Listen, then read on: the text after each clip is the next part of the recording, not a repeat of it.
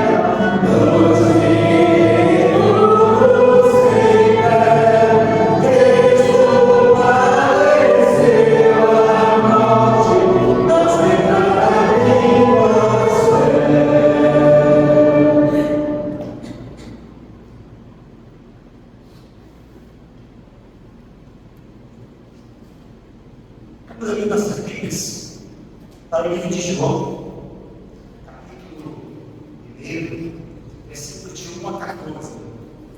Diz assim a palavra da nossa Deus. No princípio era o Verbo estava com Deus, o Verbo era Deus.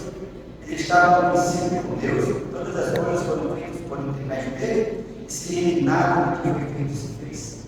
A vida estava nele, a vida era a luz dos homens. A luz resplandece nas trevas, e as trevas não prevaleceram contra ela. Houve um homem enviado por Deus, cujo nome era João. Este veio como testemunha para que testificasse a respeito da luz, a fim de todos vissem a crer por intermédio dele. Ele não era luz, mas veio para que testificasse da luz. A saber, a verdadeira luz que vive ao mundo ilumina todo homem. O Verbo estava no mundo, foi feito por intermédio dele, mas o mundo não conheceu. Veio para o que era seus, e os seus não receberam. Mas a todos quanto receberam, deu o poder de serem feitos filhos de Deus, a saber os que creem no seu nome, os quais nasceram do sangue e da vontade da carne, e da vontade do homem, mas de Deus. E o Verbo se fez carne, habitou entre nós, cheio de graça e de verdade, e vimos a sua glória, a glória do unigênito. Somos gratos, Senhor, pela leitura da tua tua palavra, somos gratos porque temos a encarnação do Verbo através de Cristo, somos gratos porque podemos refletir a sua luz em nossas vidas, somos gratos pela salvação que temos em Senhor, que decorrer dessa programação, que seja como nos fala, oramos em nome de Jesus. Amém. Versículos memorizados, irmãos que têm os seus versículos, sua tirinha, gostaria de compartilhar conosco o momento que está dentro. Corrigir para o Cristo e ele te dará descanso. Dará delícia à tua alma. Provérbios 29, 17. Salmos 46, 1. Deus é o nosso refúgio e fortaleza, socorro presente. Quem tem graça não aceitou, porque ele é bom, porque a sua misericórdia é toda para sempre. Salmos 118, 29.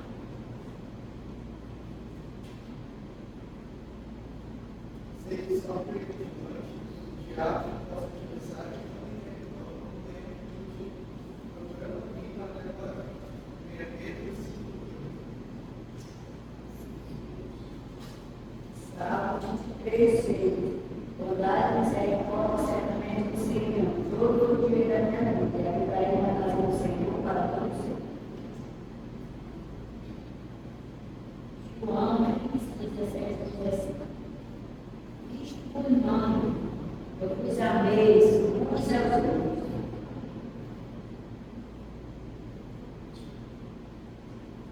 Amós 3 andarão dois juntos se não houver entre eles acordo. Ele diz que ao olhar nosso Senhor, não nos esqueça de nenhum só dos seus. Ele diz que ao olhar nosso Senhor, tudo é permitido, ele perdoa todas as suas iniquidades, e sara todas as suas iniquidades, da morte, salvos, sempre Celebrai o júbilo ao Senhor todas as terras, Salmo 100.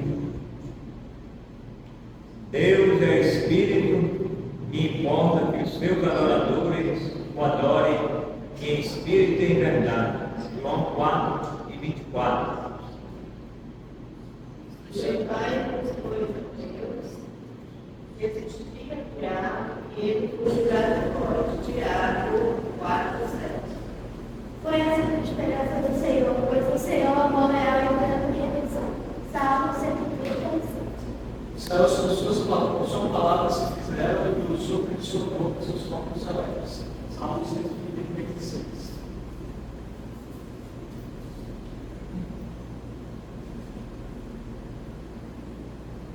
Por meio de tudo desse leite do mercado, sem nada perguntar, sem motivo de consciência, porque o Senhor é a terra e a sua plenitude. 1 Coríntios 10, 25 e 26.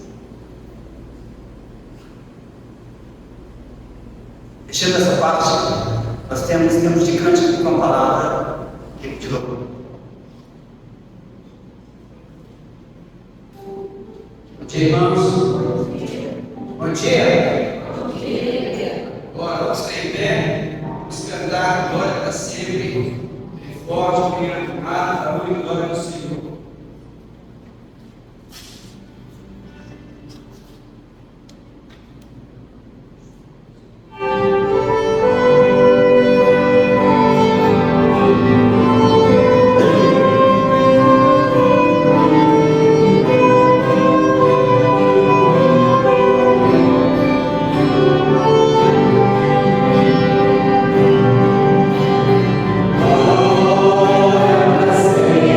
Glória a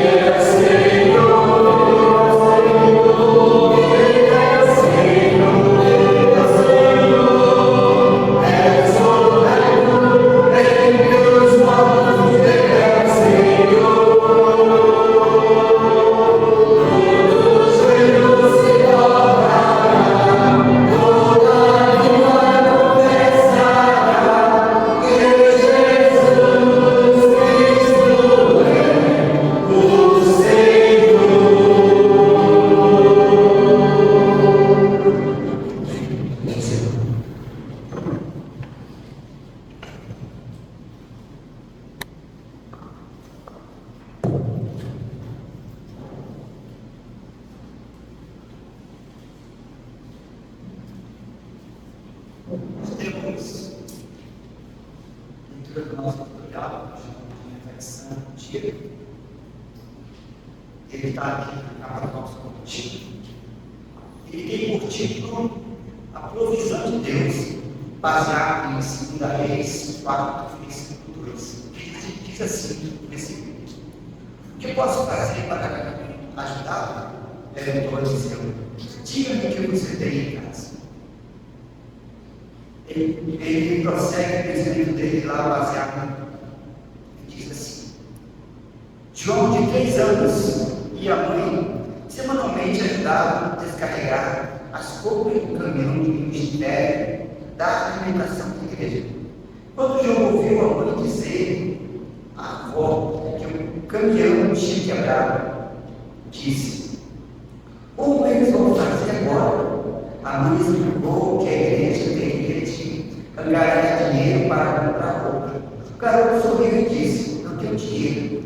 Saiu dali e buscou seu cofre decorado com adesivos coloridos e quase $200 em moeda.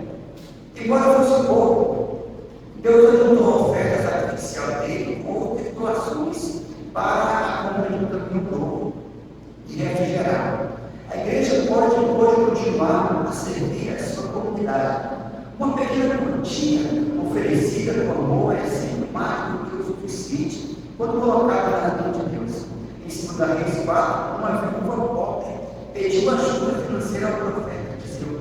Ele pediu que fizesse um inventário dos recursos que possuía, pedisse ajuda aos vizinhos e depois obedecesse à instrução de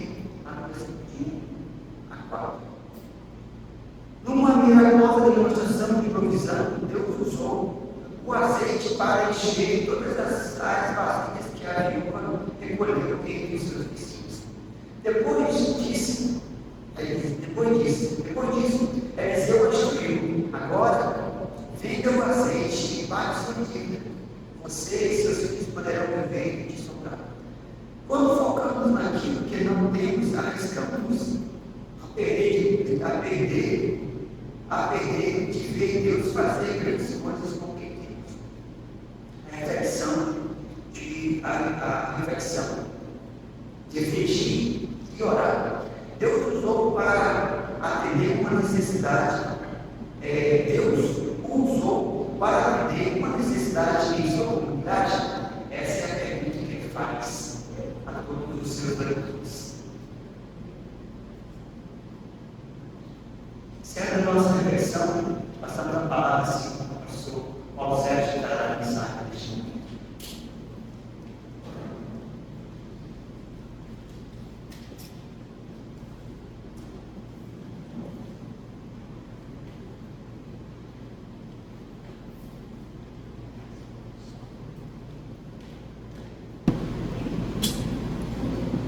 Bom dia, igreja. Bom dia. Nós vamos dar continuidade ao estudo panorâmico no Antigo Testamento. Nós estamos agora no livro de Eclesiastes. Eu peço que irmãos guiados para esse livro. Vamos fazer uma preferência, vamos entrar no tipo de cantares.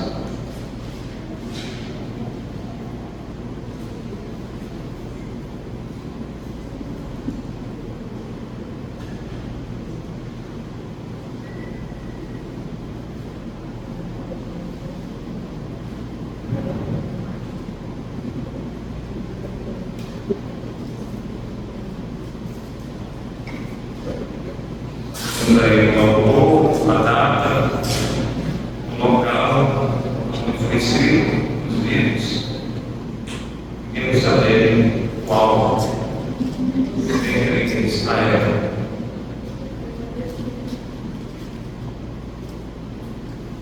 O versículo-chave é Eclesiastes 2:11.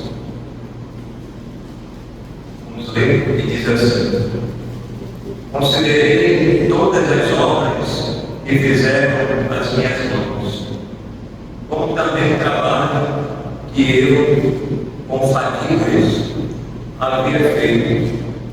E eis que tudo era vaidade, e correr atrás do vento, e nenhum proveito havia debaixo do sol. Santo Deus, eterno Pai, queremos te agradecer por esta manhã ensolarada. Obrigado pelos céus e nossos povos. Pedimos agora a direção do Teu Santo Espírito. O Senhor esteja nos usando, que é o nosso pensamento seja voltado para a Tua Santa Palavra neste momento. Tire qualquer preocupação de algo lá fora e nos dê a direção agora que nós pedimos em nome de Jesus. Amém. Muito bem, então vamos nos deter um pouco nesse livro de Eclesiastes. Aí é um versículo chave que fala a respeito do assunto aqui sobre o trabalho. Esse versículo chave. Trabalho que o homem faz, grandes projetos, os seus planos, ele considerou esse livro como vaidade. Nós temos a palavra-chave, está aí, vaidade, que permeia todo o livro.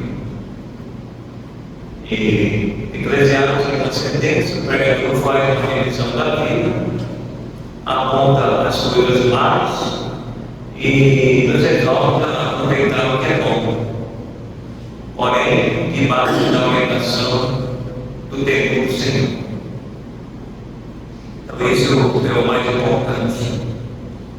A gente temos os nossos planos, temos os nossos projetos, queremos fazer grandes empreendimentos.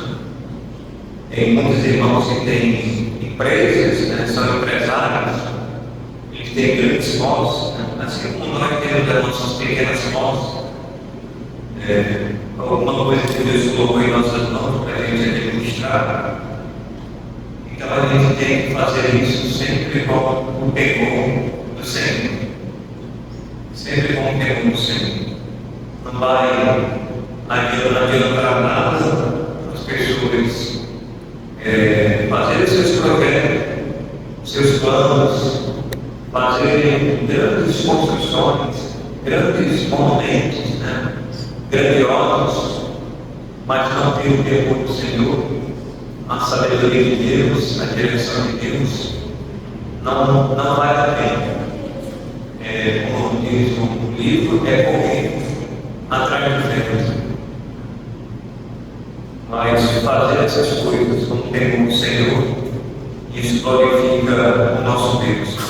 Por mais que tudo que possamos fazer nessa terra, nós não vamos levar depois da morte, mas desfrutar no temor do Senhor, isso é o mais importante. Vamos aqui adiante, passar aqui mais adiante, dessa parte. Temos também outros temas, onde fala em uns assuntos sobre sabedoria, sobre o tempo, a opressão, o trabalho, a religião, a política, a vida humana, sobre o homem, diferentes tipos de pessoas e também a conclusão do livro. Aí Salomão afirma nesse livro, Eclesiastes 12:3, de tudo que se tem ouvido, a suma tenha Deus e guarda os seus mandamentos, porque isto é o dever de todo homem. Então, Eclesiastes, ele aponta para esse ponto que é principal. Tem a Deus, o temor de Deus. Ou seja, é a nossa reverência a Deus, a nossa comunhão com Deus, a forma como nós louvamos o Senhor. Pensar em muita atividade essa parte. reflexão.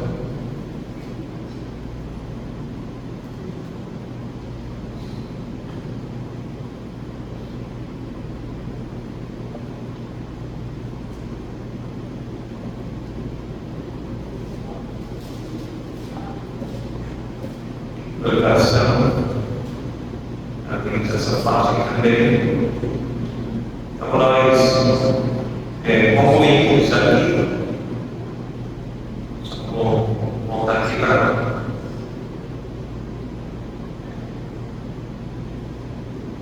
terminar aqui essa parte, só para fazer uma revisão da última parte desse ponto 11 aí, Eclesiastes, o testamento espiritual. Então, esses capítulos sobre a aplicação Eclesiastes 2 e Eclesiastes 3. Aí é algo em prática, né? Que é algo que você estabelece para a sua vida material. E aqui vai falar ali no capítulo sobre o trabalho. Sobre o trabalho. Então ele fala aí sobre Eclesiastes 3, capítulo 1, da sua vida.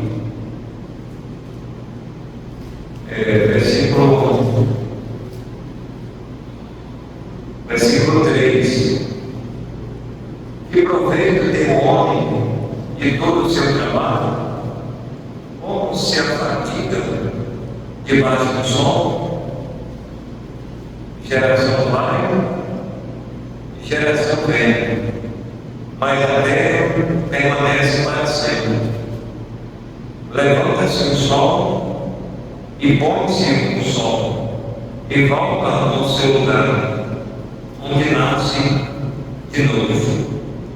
O vento vai para o sul e faz o seu percurso, e faz o seu giro, o seu percurso também, para o norte.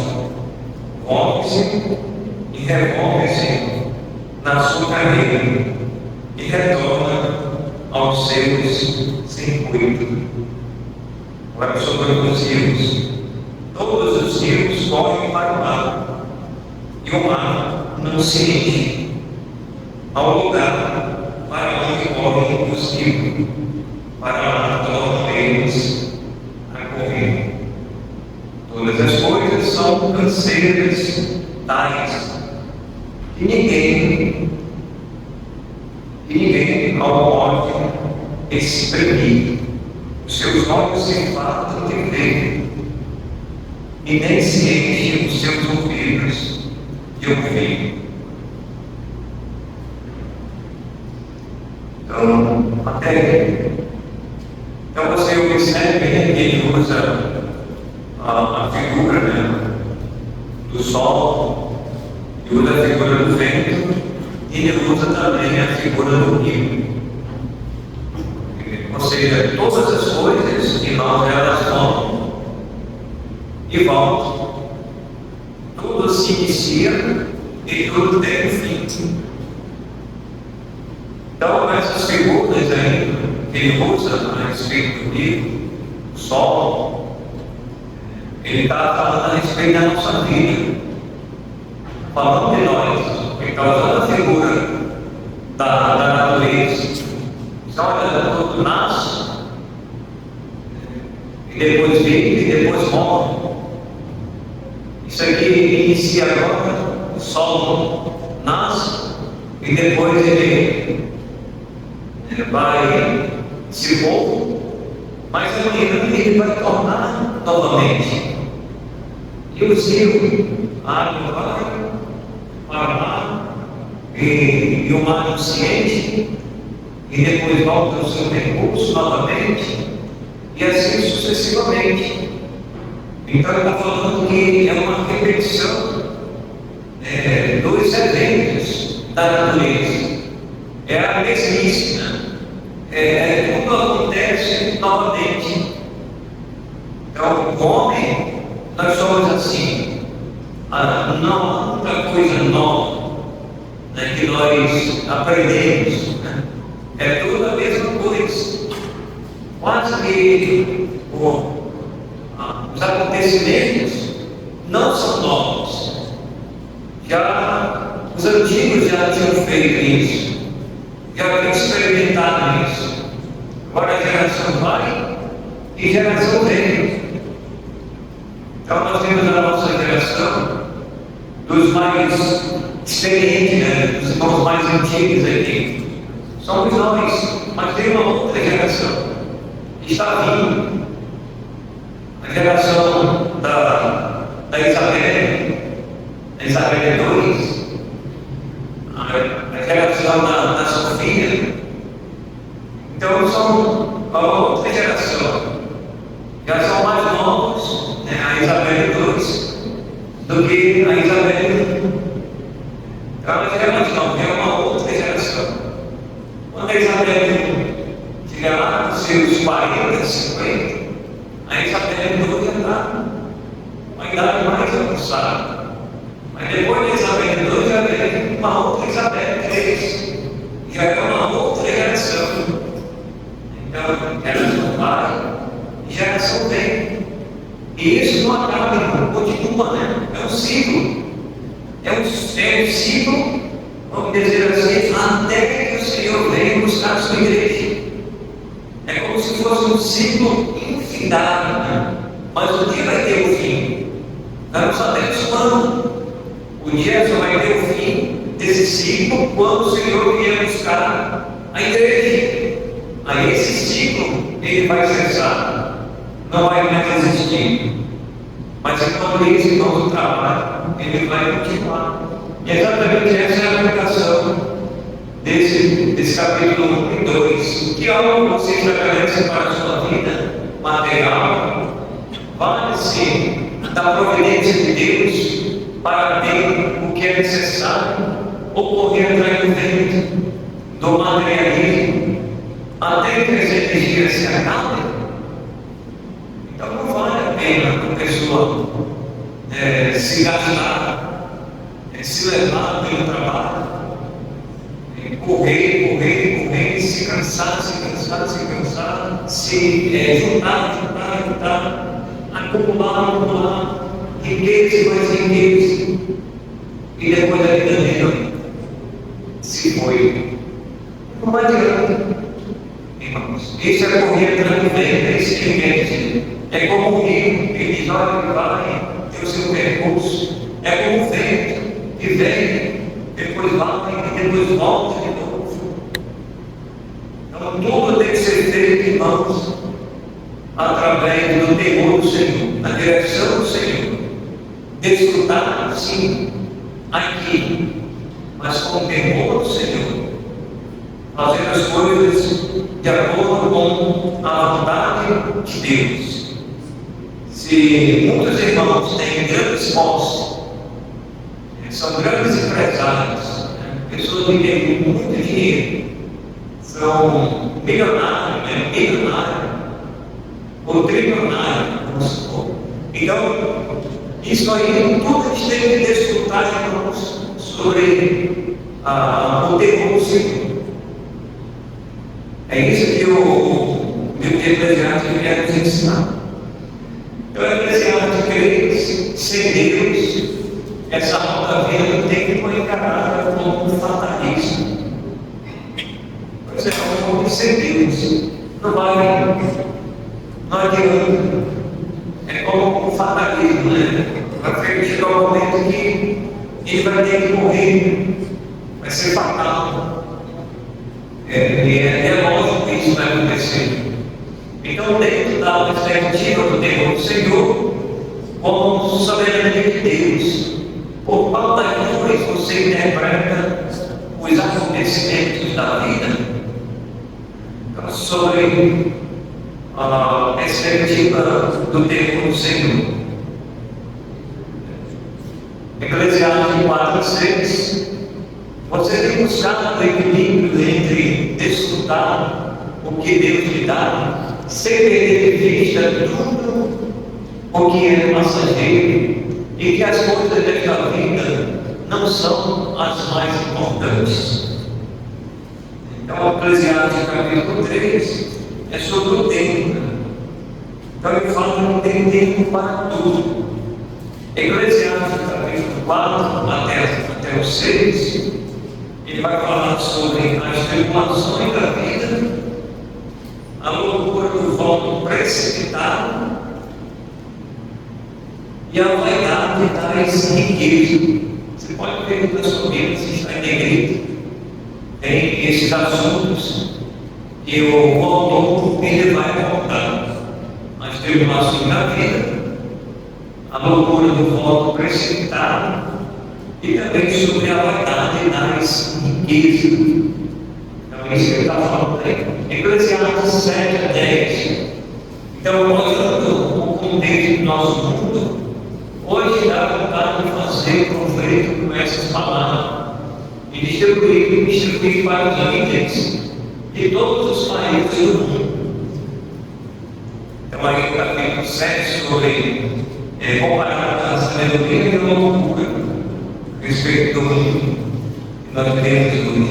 A moderação do temor, a avaliação da mulher de nós, a submissão diante do rei, a desigualdade da vida. Hoje nós vivemos um mundo desigual. Isso é fato. Um mundo desigual. A riqueza, ela está na mão de poucos.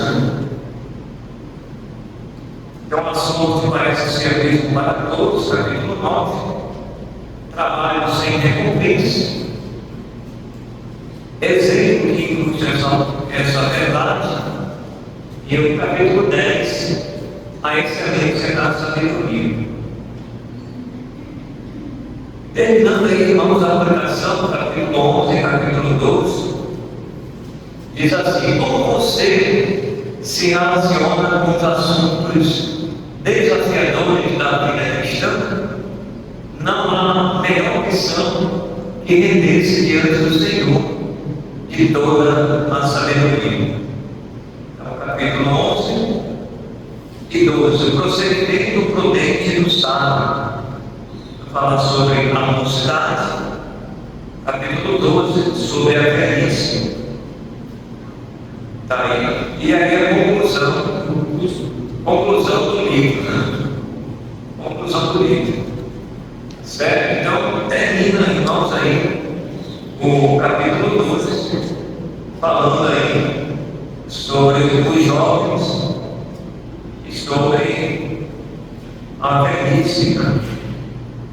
Vai chegar a velhice para todos e não tem para onde o homem correr. Mas um dia nós vamos estar diante de Deus e vamos então prestar conta de tudo o que nós fizemos aqui.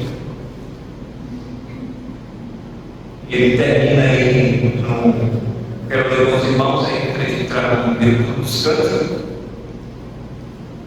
Capítulo 12, 13 e o 14. De tudo que se tem ouvido, assuma temer Deus e guarda os seus mandamentos, porque tudo isso é o dever de todo homem. Porque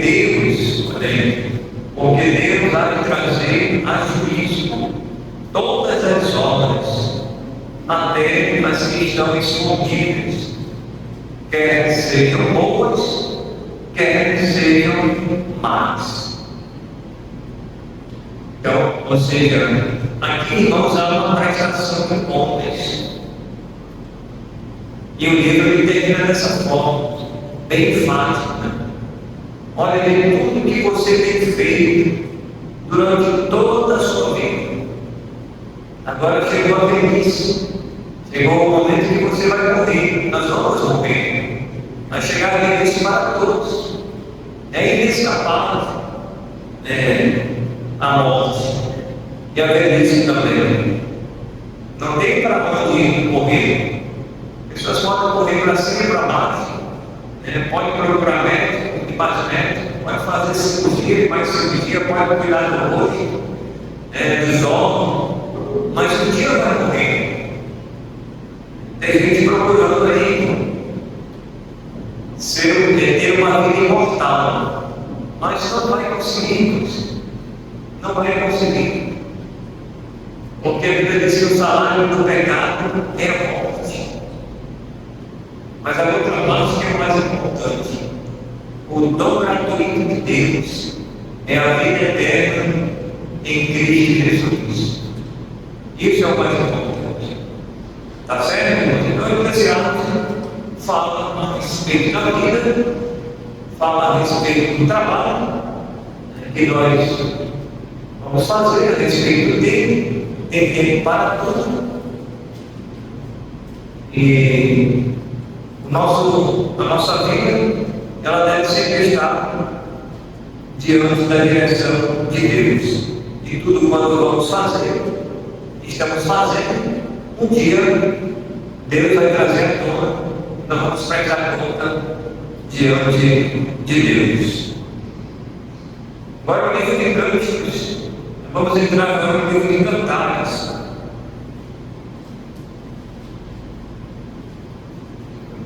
Que horas tem por aí? 15 para as 10. 15 para as 10. 15 para 10? Vamos mais adiante. Quando chegar em 10, dá um toque. Então, tem que usar a conferência. Estamos próximos aí. Então, o Cântico dos Cânticos de Salomão é o livro de Cantares. O versículo chave, irmãos, de Cantares é Cantares 8. E o versículo 7.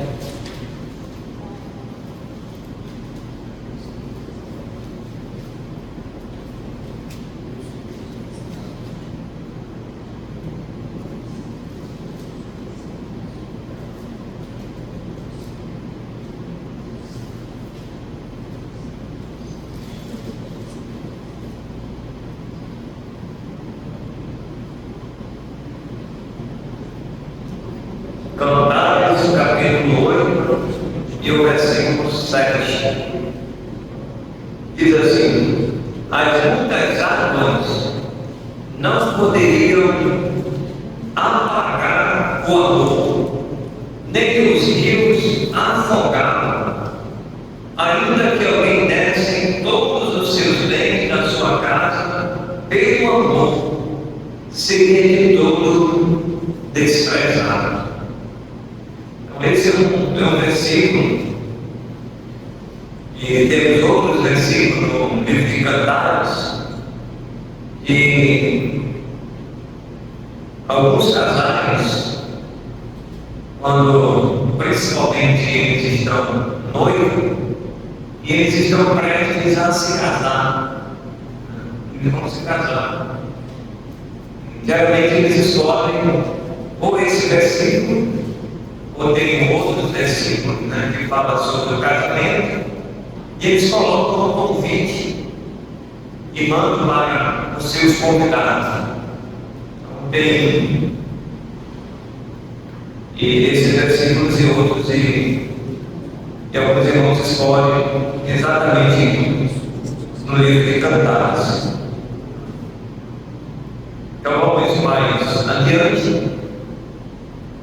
A palavra-chave é amor. Então, esse é o livro que vai falar sobre o amor. E Cantares em uma sequência. O sábio descreve as fases de um relacionamento conjugal que caminham para a maturidade e plenitude.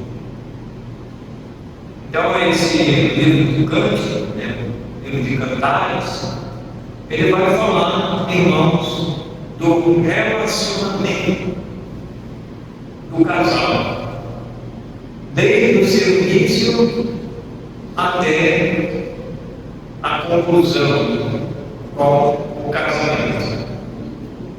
Então é uma jornada que tem início, meio e fim.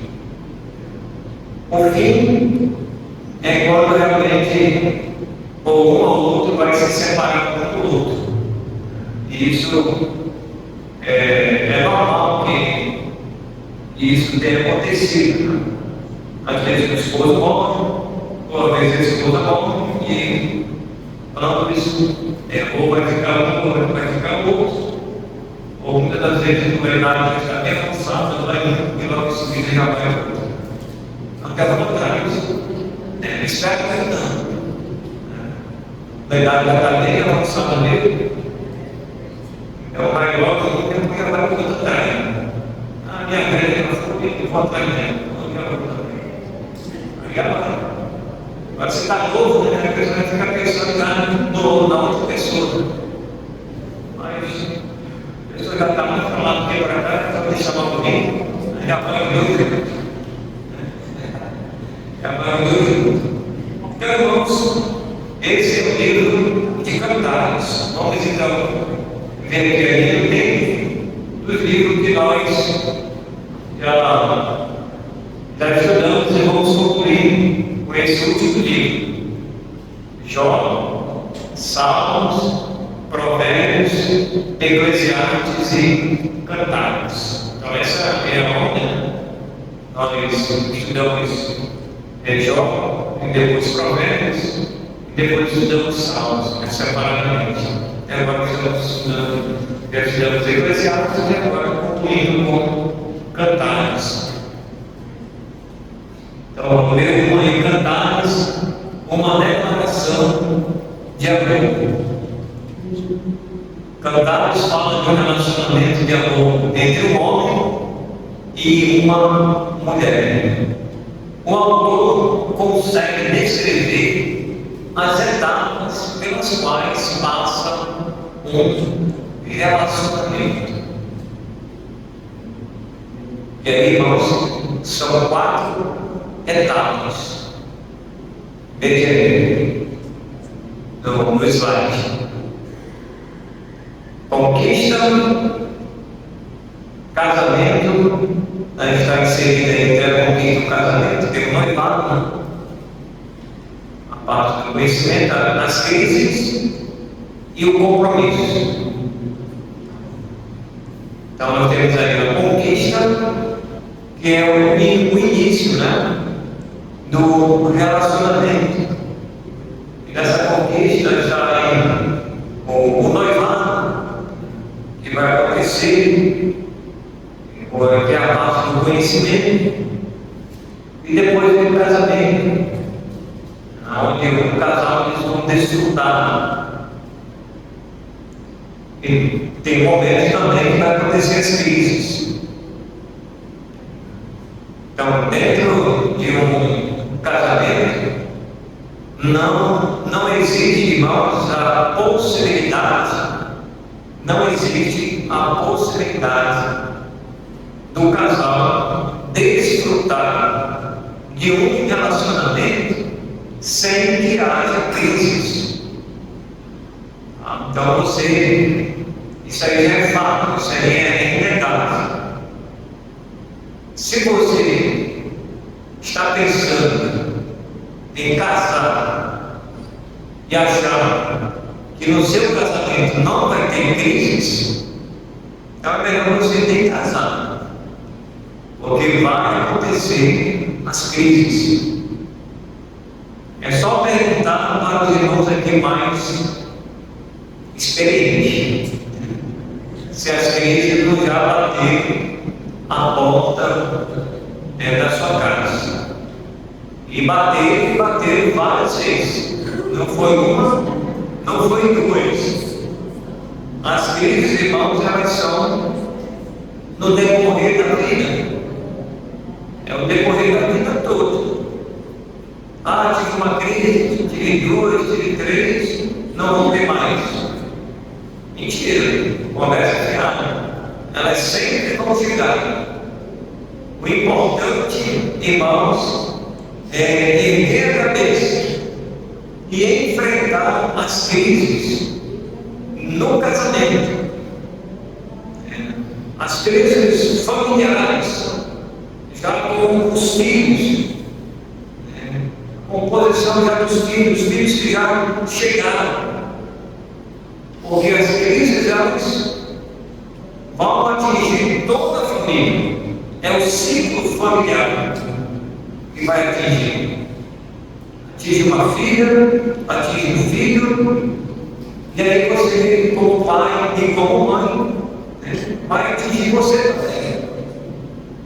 Agora você tem que erguer a cabeça, pedir a direção de Deus para superar essas crises. Porque, irmãos, uma coisa é séria: as crises elas vêm, mas elas não. Elas não permanecem ali instaladas para sempre. Ela pode permanecer por algum tempo, aí é uma outra coisa, por algum tempo. Mas você, com a direção de Deus, com a sabedoria que Deus lhe dá, você vai resolver aquela crise, você vai enfrentar aquela crise, e ela depois vai embora. Ela vai embora, e depois você vai se preparar para uma outra crise que pode chegar. Que bom seria, irmão, se as crises chegassem na nossa vida e a gente não está lá de Deus. Vai embora, crise, e não volte nunca mais. Mas não é assim, irmãos. A vida não é assim. Então, aqueles que são solteiros, os irmãos que são solteiros, você que é solteiro e está pensando em casar, ter um relacionamento, você já vai logo aprendendo de pronto. E isso vai acontecer no seu relacionamento. Seja a pessoa que você escolher. Pode ser o rapaz mais bonito, pode ser a moça mais bonita que você escolher, mas a crise vai chegar. Não depende da aparência, não depende da situação financeira. A pessoa pensa assim: eu tenho muito dinheiro, eu acho que a crise não vai chegar. Aí você se engana, aí ela chega mesmo. Às vezes a pessoa cresce o olho só do dinheiro e se esquece da família, se esquece da igreja, se esquece da sua vida espiritual, está pegando mais as coisas materiais dessa vida. Aí a crise vai chegar dele, vai chegar com força, porque essa pessoa está sem direção, e às vezes sem Deus. Não pode contar que mais cedo ou mais tarde não. A crise vai bater a porta daquele lado. Aí a pessoa não sabe para onde correr. Então é importante, irmãos, quando as crises chegarem, nós temos que enfrentar sempre na direção e na orientação de Deus. Se todos nós agirmos dessa forma, nós vamos, irmãos, vencer essas crises. Nós vamos sair, como eles falam, mais do que vencedores através dessas crises. Então exige. Então nós temos aí a parte da conquista, do casamento, das crises e também do compromisso. Então essas são as etapas pelas quais, diz aí, passa um relacionamento. Orar? 2 minutos. Vamos ver mais um slide aqui. A arte de relacionar-se.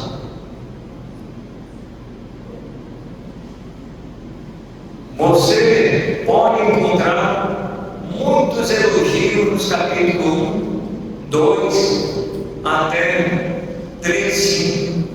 Acompanhe a curiosa lista das frases de amor do rei conquistador. Então vamos ler aqui só alguns versículos desse capítulo. o esposo falando para a esposa. Então é um livro de Eclesiastes, o de Cantares é um livro de amor. Então, logo nos primeiros primeiro capítulo, as primeiras linhas aí, nós, há essa troca, né, de palavras, né? Cânticos de Salomão. Beija-me com os beijos de tua boca, porque melhor é o teu amor do que o vinho. Suave é o aroma dos teus ungüentos, como um unguento derramado é o teu nome. Por isso é meus servos te amo. Leva-me após ti, apressemos-nos. O rei me introduziu nas suas recâmaras. Em ti nos regozijaremos e nos alegraremos. Do teu amor nos lembraremos. Mais do que do vinho, não é sem razão que te amo. Aí no versículo 5, eu estou morena e formosa, ó filhas de Jerusalém, com as trilhas de Quedar, com as cortinas de Salomão. Não olheis para eu estar morena, porque o sol me queimou. Os filhos da minha mãe se indignaram contra mim e se me puseram por guarda de vinho. Havia que, porém, que me pertence não abandonei. Diz-me, ó lado de minha alma, onde apacentas o teu rebanho, onde o fazem repousar pelo meio-dia, porque não ande eu vagando junto ao rebanho dos teus companheiros. Então, até aqui. Então, você percebe aí que vai falar aqui a respeito da mulher, do esposo, depois aí a esposa, eles vão trocando palavras, né, de amor. E aqui deve entender que ela é morena, né, de tanto pegar sol. Morena cotidiana. Morena porque estava trabalhando muito no sol. E a pele ficou bem, dizer que ela ficou bem bronzeada. E ele está falando a respeito da aparência. E a esposa dele falando, e logo em seguida o esposo ele vai começar a falar também a respeito dela, fazendo esses elogios. Tá bom, irmãos? Então a gente fica aqui, e aí, no próximo domingo, com a graça de Deus, a gente continua. Oremos, Senhor, queremos agradecer, abençoe a nossa EBD e pedimos a tua graça, em nome de Jesus. Amém. Bom dia, meus irmãos.